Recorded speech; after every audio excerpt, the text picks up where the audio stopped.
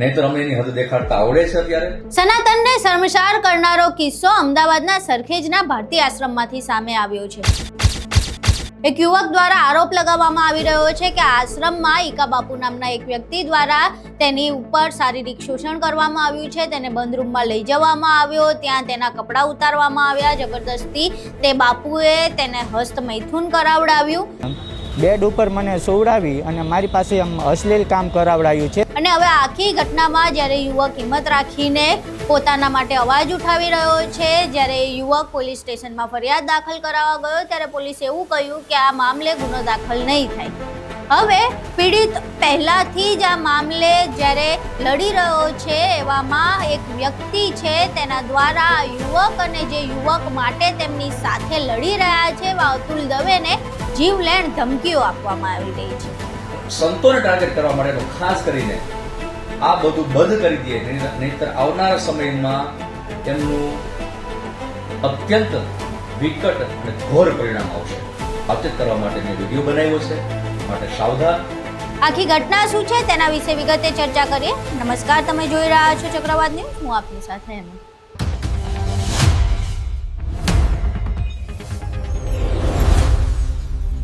અમદાવાદના ભારતીય આશ્રમના એક બાપુ ઈકા બાપુ ઉપર જે યુવક છે તેના દ્વારા ગંભીર આરોપ લગાવવામાં આવી રહ્યા છે. શારીરિક શોષણના યુવક પોલીસ સ્ટેશનમાં ફરિયાદ દાખલ કરાવવા જાય છે, પરંતુ પોલીસ એવું કહે છે કે આ મામલે ગુનો દાખલ નહીં થઈ શકે.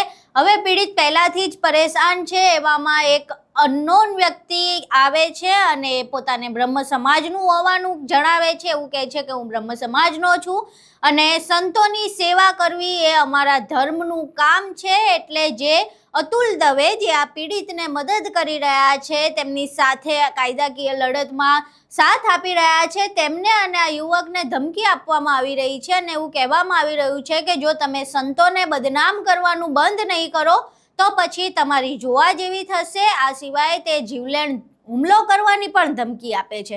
પહેલા અહીં એ વ્યક્તિનો વિડીયો જોઈએ. હર હર મહાદેવ, જય સનાતન ધર્મ. હમણાં ઘણા સમયથી સોશિયલ મીડિયાની અંદર એક મુદ્દો ચાલી રહ્યો છે. એ મુદ્દો છે સનાતન ધર્મને ટાર્ગેટ કરવાનો, અથવા એવું કહીશું કે સનાતન ધર્મના સંતોને ટાર્ગેટ કરવાનો. અને એ જે ટાર્ગેટ કરે છે, હું આજે નામથી વાત કરીશ, ટાર્ગેટ કરનાર વ્યક્તિનું નામ છે અતુલ દવે. એ અતુલ દવે નામથી એવું લાગે છે કે અમારે એ બ્રહ્મ સમાજનો કોઈ પ્રતિનિધિ હોય એવું લાગે છે, બ્રાહ્મણ હોય એવું લાગે છે.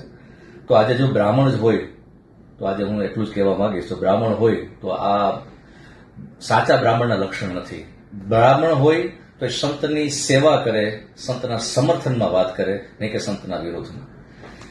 તો મારે એટલી જ વાત કરવી છે કે જે પોતાની જાતને, જે પોતે સનાતની દર્શાવે છે, જે સેવા ભાવી દર્શાવે છે અત્યારે, તો સેવા કેને કહેવાય? સનાતન ધર્મની સેવા શું? અને સેવા કરવી હોય તો સેવા કરવાના ઘણા બધા પ્રકલ્પો છે. ભૂખ્યાને ભોજન આપી શકે, જેને જરૂરિયાત છે એની જરૂરિયાત પૂર્ણ કરી શકે. આપણો બ્રહ્મ સમાજ છે, બ્રહ્મ સમાજની અંદર કેટલા દીકરા દીકરીઓ છે, એને ફ્રી ઓફ એને પ્રશિક્ષણ આપી શકે, શિક્ષણ આપી શકે. આપણે જે સમાજની અંદર, બ્રહ્મ સમાજની અંદર જે વૃદ્ધો જે પીડાય છે, જે વર્ષો થયા, ઘણા વૃદ્ધો એવા છે જેને ખરેખર સાચાત્મક જરૂરિયાત છે, તો આ કરી શકે અત્યારે. તો આ ઘણા બધા પ્રકલ્પો છે જે પૂર્ણ કરી શકે. એની બદલે અત્યારે એ સસ્તી પ્રસિદ્ધિ મેળવવા માટે, ક્યાંક સસ્તી ટીઆરપી મેળવવા માટે અત્યારે સનાતન ધર્મને, સનાતન ધર્મના સંતોને જે ટાર્ગેટ કરી રહ્યા છે. તો આટલા દિવસો એટલું જ કહીશું એને કે પોતાની હદ મારીએ, નહીંતર અમને એની હદ દેખાડતા આવડે છે અત્યારે. આજે હું વક્તા છું અને હું બ્રાહ્મણ પણ છું, અને બ્રાહ્મણ તરીકે અને વક્તા તરીકે આજે મારી નમ્ર અપીલ છે કે અત્યારે જે પણ કઈ એને જે ષડયંત્ર ઉભું કર્યું છે સનાતન ધર્મને ટાર્ગેટ કરવા માટેનું, સંતોને ટાર્ગેટ કરવા માટેનું, ખાસ કરીને આ બધું બંધ કરી દે, નહીંતર આવનારા સમયમાં એમનું અત્યંત વિકટ અને ઘોર પરિણામ આવશે. જે અતુલ દવેને એ ભોગવવું પડશે. એટલા માટે આજે હું સાવચેત કરવા માટે મેં વિડીયો બનાવ્યો છે, માટે સાવધાન. ફરીને કહું છું, આ જે પણ કઈ કાવતરું છે, જે પણ કઈ સનાતન ધર્મને બદનામ કરવા માટેનું જે ષડયંત્ર છે, એ આજથી નહીં પણ અત્યારથી જ બંધ કરી દે. હર હર મહાદેવ, જય સનાતન ધર્મ. અહીં તમે વ્યક્તિનો વિડીયો જોયો. હવે આ વ્યક્તિ જે વાત કરી રહ્યો છે એ ઈકા બાપુ પર જે આરોપ લાગી રહ્યા છે એના પુરાવા પણ છે. એ વિડીયોઝ અને ફોટોઝ પણ સામે આવ્યા છે. જો કે અમે એ વિડીયો અને ફોટો એટલા અશ્લીલ છે કે તમને બતાવી નહીં શકીએ, પરંતુ જે આખી ઘટના છે એમાં જ્યારે પણ આવા કોઈ પણ સનાતન ધર્મના સાધુ સંતો પર આરોપ લાગે છે ત્યારે સામાન્ય બાબત એ જ હોય છે કે તેમના જે અનુયાયીઓ છે તે પીડિતોને ધમકી આપતા હોય છે. અને આ વાત અત્યારની નથી, આના પહેલાં આપણે આસારામ બાપુના કેસમાં પણ જોયું છે, રામ રહીમના કેસમાં પણ જોયું છે. આ ઘટનાઓ બની છે. આસારામના કેસમાં તો ત્યાં સુધી બન્યું હતું કે પીડિતના ઉપર હુમલો કરવાનો પ્રયાસ કરવામાં આવી રહ્યો હતો, હત્યાઓ પણ થઈ ચૂકી હતી. એટલે હવે ફરી એકવાર આ જ ઘટનાનું પુનરાવર્તન થઈ રહ્યું છે. જે ઈકા બાપુ પર આરોપ લાગી રહ્યા છે તેમાં તેમના અનુયાયીઓની લાગણી દુભાઈ છે અને તેઓ હવે ધાક ધમકી પર આવી ગયા છે. જો કે આખો જે વિષય છે હજુ તપાસનો વિષય છે. જો પોલીસ ગુનો દાખલ કરે તો આ મામલે તપાસ થવી જોઈએ, કારણ કે જો આવા અનેક યુવકો પાસે સેવાના નામે આવું કામ કરાવવામાં આવતું હોય તો પ્રશ્ન એ થઈ રહ્યો છે કે ત્યાંની યુવતીઓ પાસે પણ આવું કામ કરાવવામાં આવતું હશે. અને આ એક યુવક નથી, એમના દ્વારા એવું કહેવામાં આવે છે ઈકા બાપુ દ્વારા એ યુવકને કે અહીંયા દરેક લોકો આવી સેવા કરે છે, એટલે બીજા પણ અન્ય યુવકો આવા પીડિત હશે ત્યાં. તો આ તમામ માટે ન્યાય માંગવાની બદલે તેમને ધાક ધમકી આપવી એ કેટલું યોગ્ય? અને જો તમને એવું લાગતું હોય કે આમાં કોઈ સત્ય નથી તો પછી એ બાબતે તપાસ થવાની રાહ જુઓ ને. એ રાહ જુઓ કે આ મામલે કોઈ તપાસ થાય છે કે કેમ, પરંતુ અમારા ધર્મને બદનામ કરો છો અને અમારા સંતને બદનામ કરો છો એમ કરીને તમે કોઈને જીવલેણ ધમકી આપો એ કેટલું યોગ્ય? અને જો આ પ્રકારે જીવલેણ ધમકીઓ આપવામાં તમારો ધર્મ કે તમારા સંતની બદનામી ન થતી હોય તો પછી તમારા ઉપર એક પ્રશ્ન ઊભો થાય છે, કારણ કે સનાતન ધર્મ આવી હિંસા નથી શીખવાડતું.